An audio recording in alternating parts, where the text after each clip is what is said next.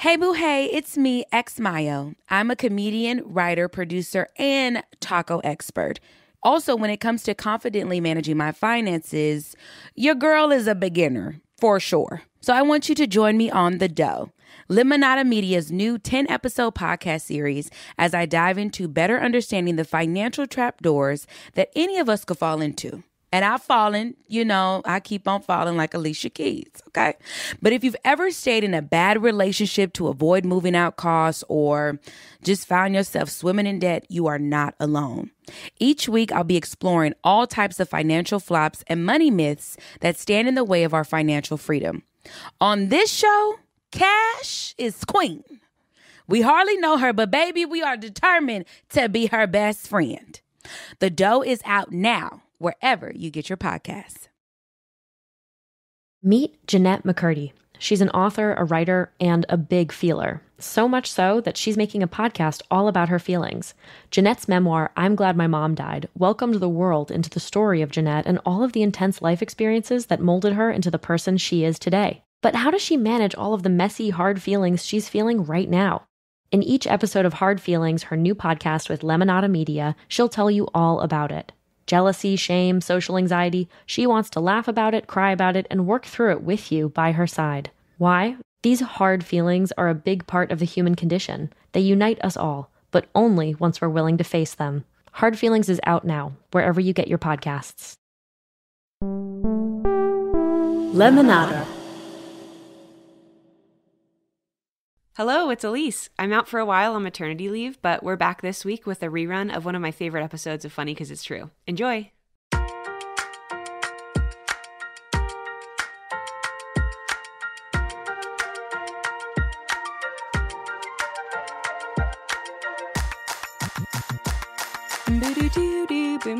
Okay, actually, can you just pretend that you're listening to a fully complete theme song here? I got really in my head, and I tried to make it perfect, and I couldn't. So this is going to be the theme song right here.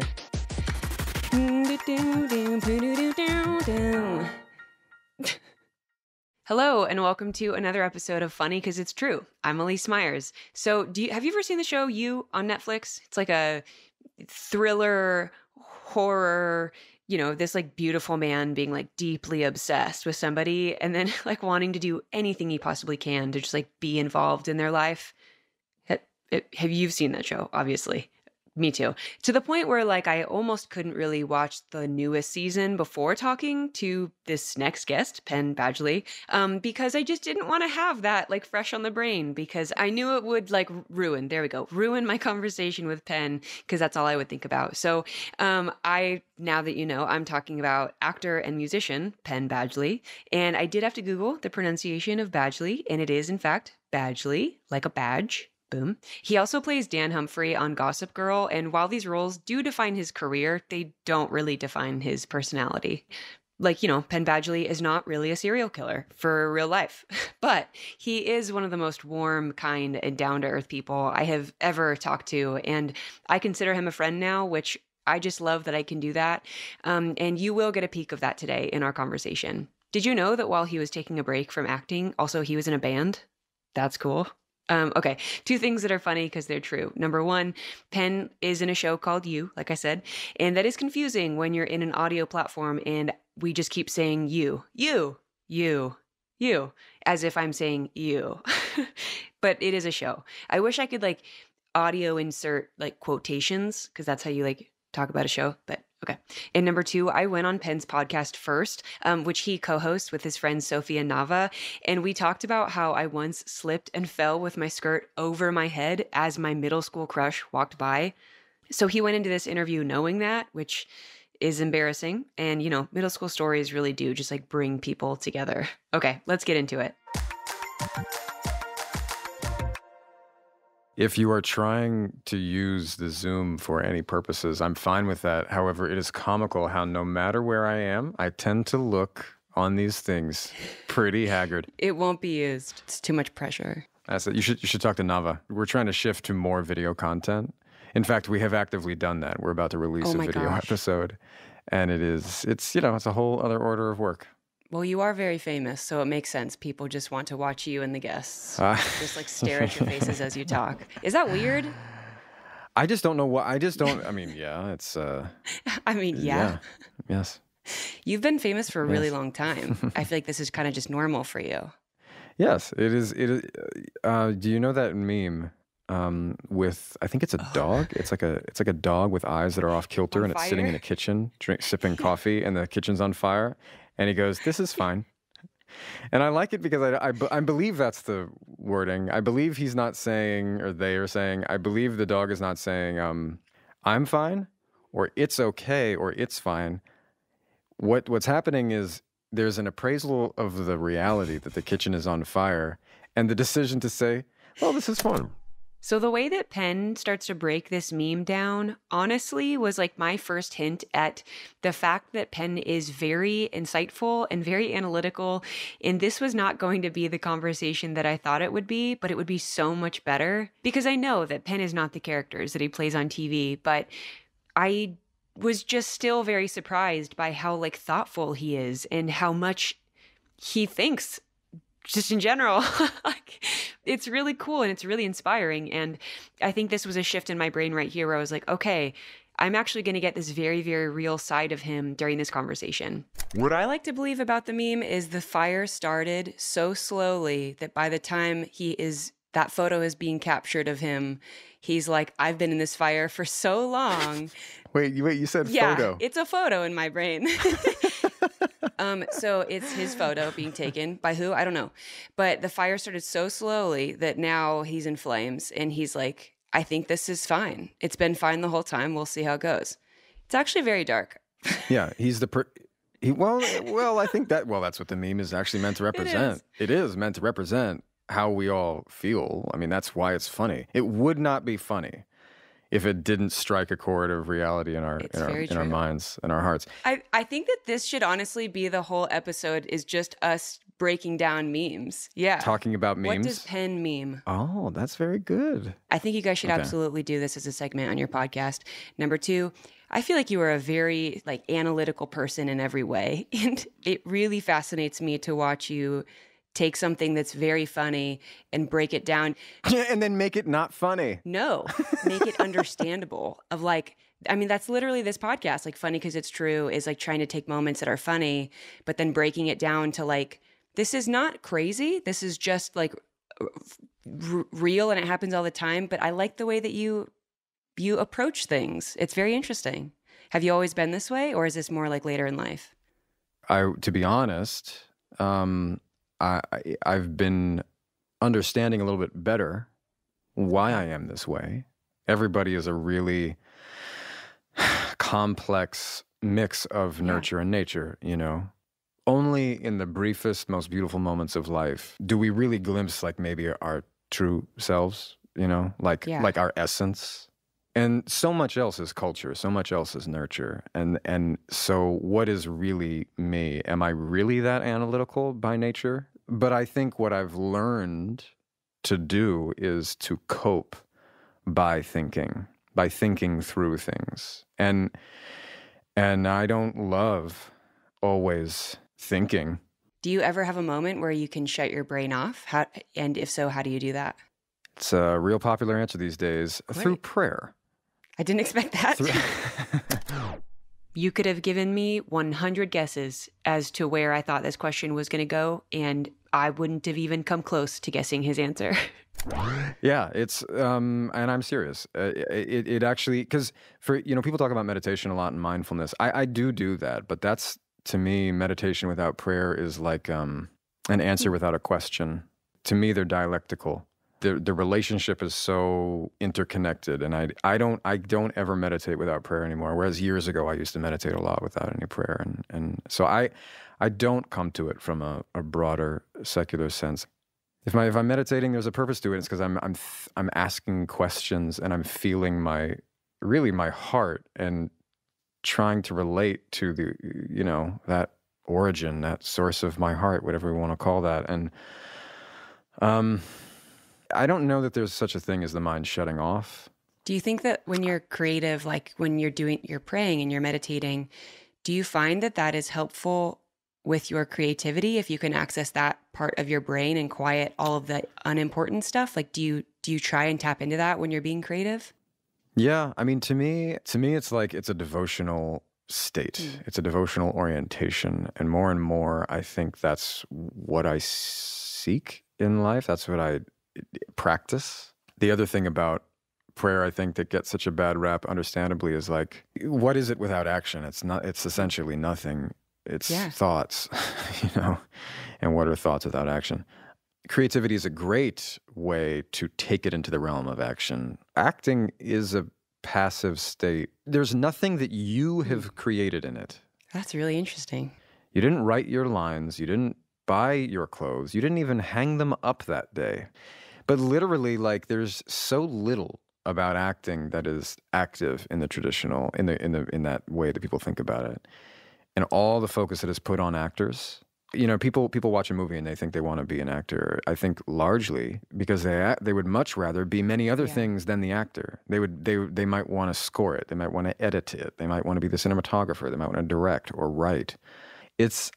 Everybody is doing so much, and the actor stands there.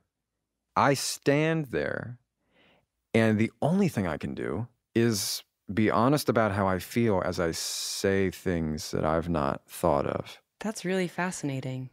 And I actually can't think of anything more passive. I really can't. But then in that, you have to somehow feel your autonomy. Somehow you have to hold on to your agency. And I think you can, but I actually think it's a lot harder than most even actors realize. And I think that's why a lot of actors become the way that they are, which is sort of like petulant children.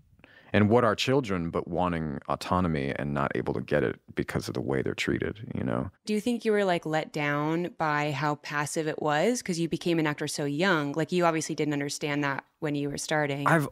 I know, yeah. I don't think anybody understands this when they're starting. I don't care how old you are. The only reason I understand this is because of how long I've been doing it. And because I think as a way of coping. Love that. Do you enjoy how passive it is, or is there other parts? Well, at its best, it's actually like prayer. At its best, it's both. It's if you can accept how passive you are then sort of like an empty vessel. And that's beautiful. What you are the conduit of this relationship between the writer, really, and the director, I think, and the audience member. I was just gonna say, it sounds like a very beautiful representation of what acting is. I've never heard anyone explain it that way ever. Yeah, and I think this is why people are enchanted by actors. They don't realize it, but they're like, they become charmed by this idea of the vessel. But you never actually want the vessel. You want what's inside. You don't want the messenger. You want the message. So have you ever had the experience of getting lost in a role? Like, I'm thinking how sometimes that happens with method actors. Hot take. I can give you a little hot take, and then we can. I think people are kidding themselves when they think they can become someone else, and I think that we've seen enough, manipulation in the name of method acting. I think, the environments in Hollywood and on sets has been historically pretty toxic, and all in the name of getting a performance, but a performance that is no one ever acts that way in real life. Who is like, this all the time, and it's just not so that, and the idea that we think that's more real, it's just completely subjective. Okay, so I don't mean to undermine Penn in any way here as he talks about method acting and his thoughts on it, but I naturally hyperfixate so deeply on things that I become my hobbies, and it becomes my entire personality. And so I can 100% see myself doing this while acting. If I genuinely went and professionally acted in something, I don't really understand how you could do anything else but method act. Anything else feels like lying to me. So it's very interesting to hear Penn talk about this, because I think that my experience might be wildly different and has been wildly different. I don't know. A little bit of me kind of feels like an asshole because I think I would be the person that's like, I'm a method actor, so sorry. It's not more real. It's more dramatic, actually. Yeah. And I think we have largely seen stories of men wallowing in their trauma for the last 100 years. Pretty white men wallowing in their trauma. And what is the world doing but wallowing in the trauma of pretty white men a little too much? February 10th, You will be premiering on Netflix. I know. I was literally okay, so what's funny is I'm hearing you talk about this, and I'm like, how do you do it then? How do I make peace with what I do? Yeah. Well, I guess you're listening to it. I mean, I think it through because I'm not sure, actually, ever. And I don't think I need to be. I don't think anyone is. I think we're lying to ourselves. We feel super, super great about starring in some massive thing that has an apparatus around it. And years ago, I used to resist it a lot more. Now I feel like I'm a witness. You used to resist the characters or just... Well, yeah, the characters, the business itself, what people refer to as Hollywood. So because you did get into acting so young... Is that kind of a normal ebb and flow of being in the business for as long as you've been? Do you see that a lot? Yeah, again, there's levels to it. There's really levels to it. Because yes, the short answer is just yes. But I think one has to be careful. And I personally am trying to practice these days, you can't be cynical or feel despair about the environment you're in. Or a response to feeling despair and feeling cynical should be to practice hope and to become constructive. And so I think that's really what I've been trying to do. And, my podcast is one small drop in that bucket. We're going to take a quick break. When we come back, Penn tells me why he initially turned down the role of Dan Humphrey in Gossip Girl.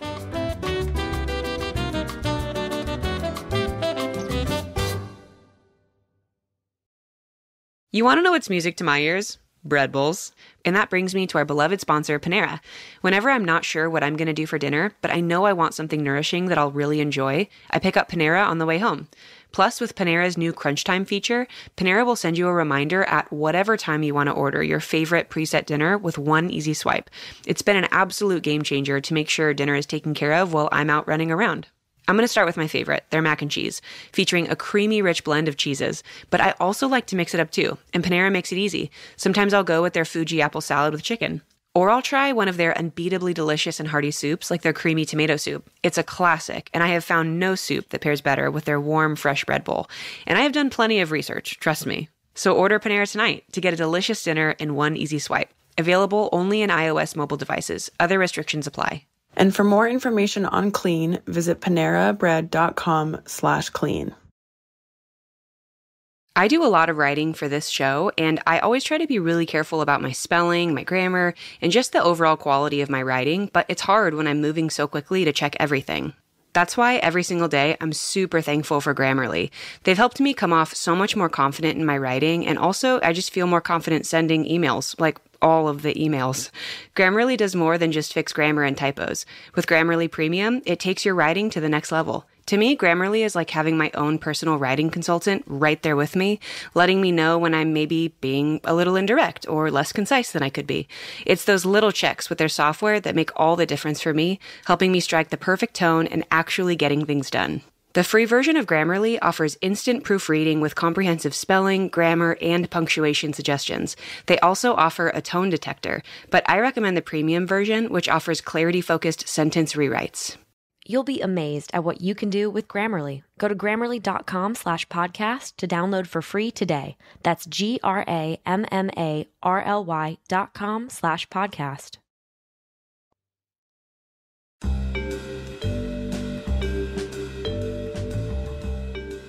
Hearing how analytical you are, what you love about it has probably changed so much since you first got into it.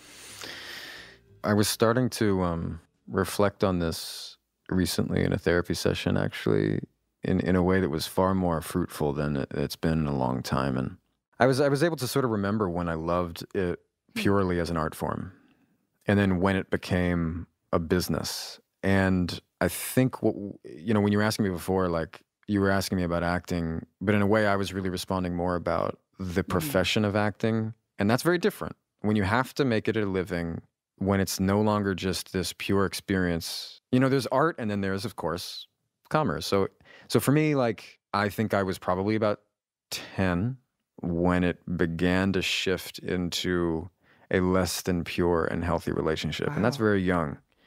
Most people don't get that until they're probably in their 20s. Were you doing a lot of acting at 10? I was. Well, I was starting theater and I was starting to go on auditions. So maybe it was 11, but it was definitely before 12, I think, because by the time I was 12, I had moved to LA and began working and was working regularly and have been working regularly since then. I have been working regularly since I was 12 years old. So I know that some people hearing this won't know your story. And so you didn't go to school, or you left in what year were you when you left? 6th? I was in the middle of 7th grade. Okay. And then you guys moved to Hollywood, right? Yeah, we moved to North Hollywood, yeah. Was it your whole family? Like, was it your decision? Was it your family's decision? It was my mom and me. It was a sort of a joint decision because they were separating. I mean, again, I wanted to get out of the place that we were because it was a bit sad or more than a bit, but it was, and I think, again, driven by a true love of an art form. Yeah. And my mother with good intentions. However, moving to Hollywood at 12 years old, I mean, do I need to say anything else? Anybody who's young and listening to this, or even if you're not that young and you're just creative and want to express yourself, the truth is the arts themselves belong to all of us, and they are empowering in that way. But the second you convert it into something that has to be monetized, and then you the power center of Hollywood, it just completely changes the whole thing. It completely changes the whole thing. I know it isn't like a one-to-one comparison because I'm not like an actor, but the idea of like monetizing something that you love for sure changes how you like approach your creativity. I find that when the pressure of making money, especially like to be funny, if you have to be funny for money, that rhymes, that's funny. Okay, anyways, it's a lot of pressure and it can ruin it. And it can take things that you love so much and make them something you resent, because all of a sudden it's paying your bills and it's for other people and serving other people, and you don't get to have full control over it. And I think that for me personally, that's why it's so important to keep some things separate. Like there has to be those things that you love that bring you joy, that are creative, that you aren't using to pay your bills. You have to keep those things sacred and private and unmonetized. Right? I think it's interesting, like, because you said earlier that you're trying to remain hopeful and not cynical and not like jaded within what you're doing, because you are still actively deciding to do it, right? And so how do you stay hopeful? And do you have like a memory of when there was a very clear decision you made where you're like, I will not be cynical about this? Like, is there any moment that you remember of that? That's a good question. It's not that definitive to me. It's just more like, again, like a more gradual practice. But I guess no. I mean, look, when I decide to do any job, that's a moment where I'm like, yes, I'll say yes. Like, what was saying yes to you like? Well, it was fully. I mean, I was considering whether or not I would continue acting for a number of reasons. I really, I've been vocal about this before. I did initially try to say no, and then through my conversations with Greg and Sarah, the creators of the show, I ultimately came around. Same thing with Gossip Girl, actually, and I conclusively said no. It wasn't even really a halfway. It was like I said no, and they moved on, and they came back and kind of sort of pitched me on why I really should be Dan. And at that point, I was 20, and I'd been acting for 10 years and was already quite tired of television. But I was out of money, which didn't scare me, But I was just sort of like, I don't know if I can do more of this. Yeah. And in fact, the creator of Gossip Girl, co-creator Stephanie Savage, had said to me, without getting into the details, she sort of, after I had passed, like I guess the feeling was that they couldn't find. You were Dan. Like, was she like, you have to be Dan? What did they do? Well, yeah, basically she was. And he was meant to be, in a way, from my understanding, from my recollection, even contractually, the only male lead. And I think the point of Gossip Girl is that they realized, oh, that's not what this is. That's not the zeitgeist of this show. Is not a moral center. The zeitgeist of the show is that it is amoral, not immoral, but it is amoral. It is a fantasy. It's, people say aspirational. I think that's a weird term to use for it. Yeah. It's a fantasy where 20-year-olds play teenagers and drink scotch and have sex and are in relationships that are like adult people. That's a complete and total fantasy. It's not real at all. And that's what that show was. And there's many shows before it and after it that tap into that, and people respond to it. When I was a high schooler watching that, or younger, when I was very young watching that, I was like, this makes sense. And then going back as an adult watching, I'm like, well, what do you mean when you say this makes sense? It never crossed my mind that wasn't how high schoolers lived, because I wasn't a high schooler like really watching it. And so I think genuinely it kind of created this idea of like what the normal high school experience should be. And everything I did outside of that was kind of lame. Like, I agree. But this is what I think the great, and like Gossip Girl is not remotely unique in it. So I'm not like, putting any kind of special burden on it. And not at all. It's like more or less every show, more or less every movie is creating this fantasy that makes people feel bad about the fact that they're not living that way. And that's not like all stories are not bad for that. We should tell stories and we should watch beautiful things, and movies and TV shows are not like inherently bad at all. But this weird byproduct of the most materialistic aspect of it is that we try to just cast hotter and hotter people. We create drama that is more and more intense. And in order to stir up visceral feelings, we tell stories that are darker and darker. And so there is I think, just a clear byproduct of that, which is that it doesn't actually reflect reality as much as it creates this fantasy experience that is actually like taking a substance. Did you feel this way when you were filming it? Like what? Yeah. Because you didn't ever go to high school. So you're like literally having a high school experience on television at 20. But not a real one. Yeah.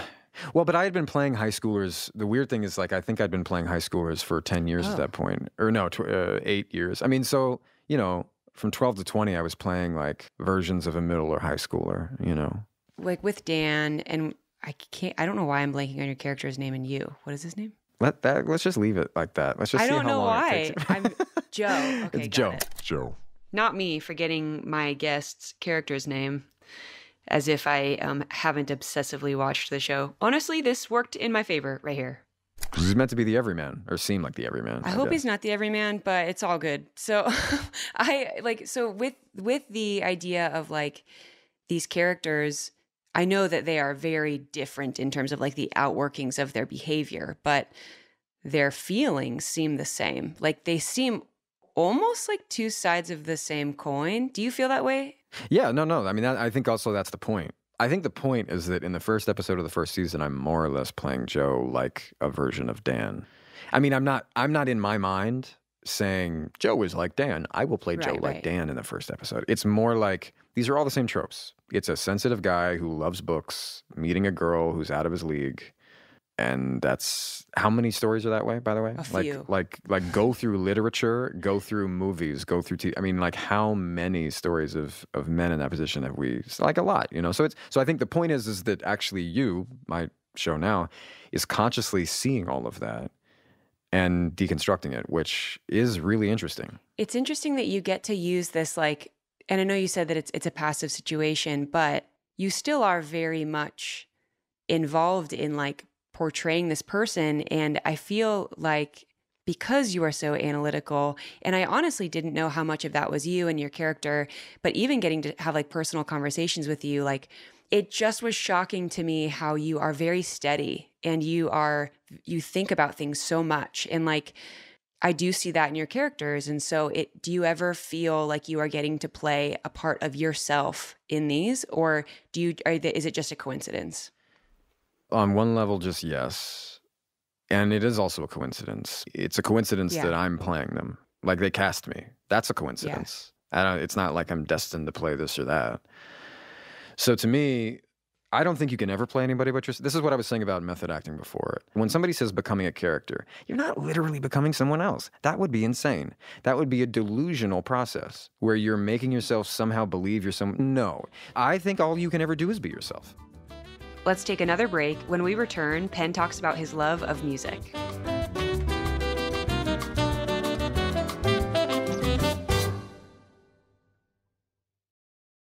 Say goodbye to those old antacid brands and say hello to Wonder Belly Antacid. If you're like me and get heartburn from basically everything, you're going to love Wonder Belly. I know that for me, heartburn and indigestion can really affect how I'm feeling and even impact what I choose to eat, which is a huge bummer. I want hot sauce, you guys. I need hot sauce. Wonder Belly's chewable antacids instantly get rid of heartburn, acid indigestion, and a sour belly using the same active ingredients as many of the leading brands. Only Wonder Belly doesn't have talc, artificial dyes, artificial sweeteners, titanium dioxide, or GMOs. And they come in these super cute and colorful aluminum bottles. Wonder Belly antacids come in 4 delicious flavors: strawberry milkshake, lemon sorbet, watermelon mint, and fruity cereal. The strawberry milkshake one is my personal favorite. It's an antacid tablet that actually tastes like strawberries blended into vanilla ice cream topped with whipped cream. And it's dairy-free. And as if the flavors weren't enough, listen to Wonder Belly's tagline for this ad: "Let's kick acid." Obsessed. You can get Wonder Belly Antacid at Target or shop on Amazon with code 20ElyseM to get 20% off. That's 20 ELYSEM, all one word, for 20% off on Amazon. I feel like I spend so much money on food, and it's hard to find good, nourishing food that doesn't also cost like $1 million. That's why this fall I'm going with EveryPlate. They help you get more bang for your bite as America's best value meal kit. EveryPlate is 25% cheaper than grocery shopping with no hidden fees, so you can count on great value week after week. Plus, you only pay for what you need with pre-portioned ingredients. I just made the crispy buffalo ranch chicken with honey roasted carrots and mashed potatoes, and guys, you know how I feel about spicy food. This recipe blew my mind. I cannot believe I made it in my own kitchen. Plus, the step-by-step instructions make it really easy to make with someone else, or maybe even the whole family. EveryPlate provides plenty of delicious variety, so you'll never get stuck in a cooking rut. With 26 tasty and affordable recipes that change every week, it's easy to find something flavorful and satisfying for every meal of the day. Plus, add even more delicious options to your order with up to 22 convenient sides, lunches, snacks, desserts, and more. It's all delicious and definitely worth checking out. Get started with EveryPlate for just $1.49 per meal plus $1 steaks by going to everyplate.com/podcast and entering code Elyse149. That's everyplate.com/podcast and entering code Elyse149.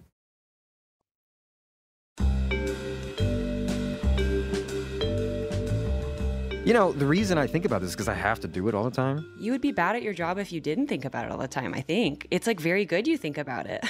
Yeah, it's a fine line. It's a fine line. Because if I think about this while I'm acting... Do you just spiral?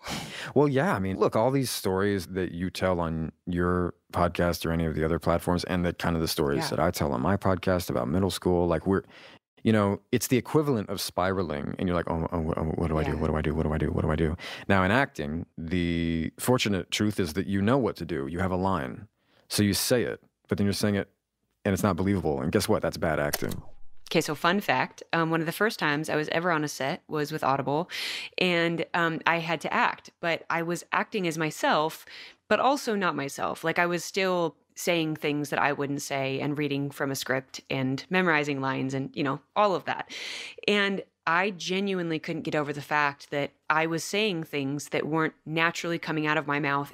And I was so embarrassed, I could not actually be in the moment and successfully play this role. I felt like everyone was staring at me going, she's a liar.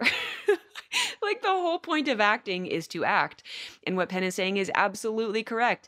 I could not release this idea that I was like embarrassed and I couldn't commit. And it makes for really bad acting. Like, bad acting is just somebody who's too self-conscious in the moment to let themselves be spontaneous. And they're going through the motions and imitating what they've seen before and using their face too much or too little, you know, and that's all bad acting. I think everybody could be a phenomenal actor if there was the right environment, you know. I'm so curious to know how you compare this acting and music. Like, does music fulfill something in you that acting can't? And is that why you do it? Like, what are those two worlds? Yeah, well, I mean, it's flattering that you would say I do music. I mean, I don't play anymore the way that I used to, in the sense that I'm certainly not doing it professionally. I'm certainly not doing it and with the pandemic. Or just personally for yourself even? Like... Yeah, well, so for myself, I mean, I do it all the time. I mean, I sing with my son, my toddler. It's the best, isn't it? Yeah, and it's just like that. So that's very pure. So in that sense, it's, before when I said like the arts are for everybody, and because of that, they're empowering. It's very spiritual. It's very fulfilling. I sing all the time, and I love it. It's like one of the most important things in my life, and in a way, like I love that form of expression, and I love playing instruments, but I don't get to do it that often. What instruments do you play? Guitar and piano. Again, smatterings. It's like I can do little bits that sound impressive, but I don't ever play consistently. I think that for me, so I do music as well, but it's the same where it's like when we were talking earlier about how as soon as it becomes like a job, you lose the full love of it because you have to start like taking all these other things into consideration when you do it. So for me, music has always been something that I try and protect as much as I possibly can. It is very personal, and like I sing with my son as well, but there are days where they're just absolute garbage, like just the shittiest day. And I have this like phrase where I'm like, I'm just going to sing my way out of this day. And it is one of the only things that for me, like it does feel prayerful. It feels purposeful. It feels peaceful, and it feels like active. It's like this thing that I don't need anything else to like get me to sing because I'm musical, but also I can put a song on and it's the only thing that pushes right past all of the shit and goes like straight to my heart. There's like nothing else that can do that for me, but like music. Yeah, I fully agree, by the way. Yeah. I love the way you react to, because you have these videos of you reacting. I love the way you react to music. Actually, the way you react to music is similar to the way I feel about it. You make similar facial expressions, which is like, feel, no, I really do. Those videos you have. I was on the bathroom floor. Yeah, which also, on several levels, it resonated because I was like, with the toddler. And when they're napping, you're like, just please nap as long as you can. You don't want this. I mean, what I do in the middle of the night, I literally am like Spider-Man in our hallway. Oh, yeah. Because we have such creaky floorboards in our hallway. I know where the spots are. Same. But I have to put my hand on either side. Like I'm literally reaching out. Like lifting yourself up kind of on the wall. Yeah. It's like 4:30 in the morning and I am fully engaged in my core.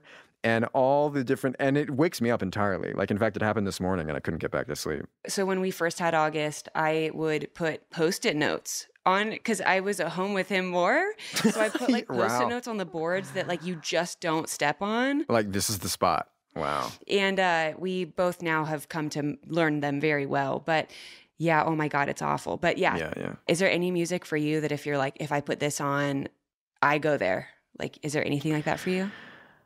Most recently, the song that does that for me is a song called Mother Sober by Kendrick Lamar, which is a really beautiful case of vulnerability.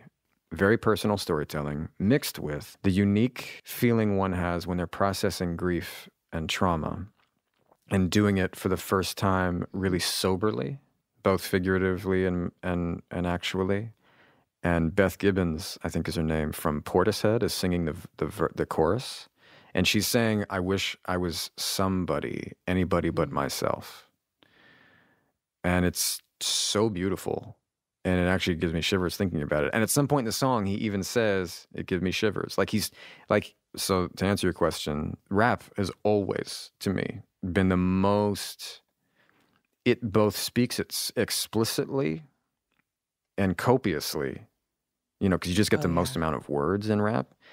It speaks explicitly and copiously, but then also so poetically and subtly. I just probably in my life will never be as moved by any medium more than rap music has.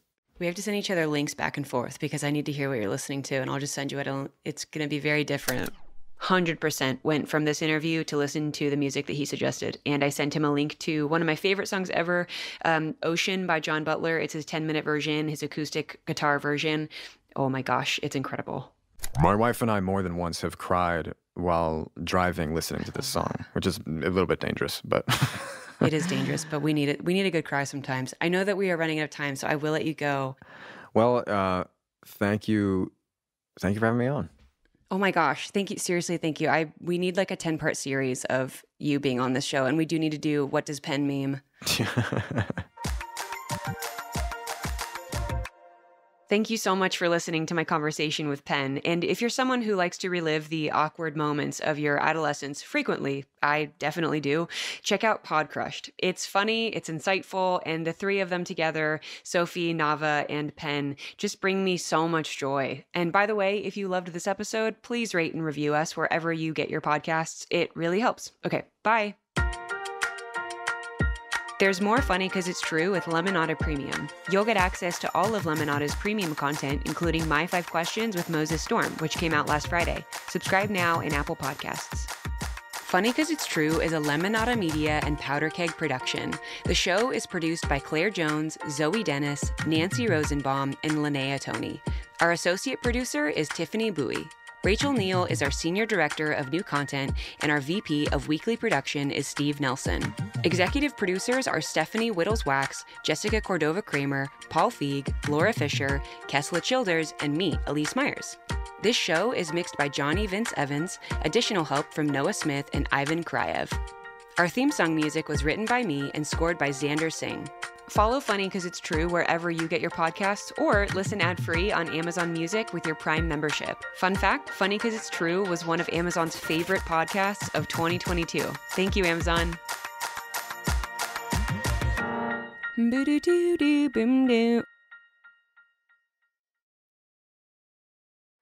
What's up, everyone? I'm Delaney Fisher, comedian and serial entrepreneur. And I'm Kelsey Cook, comedian and, I swear this is real, a world champion foosball player.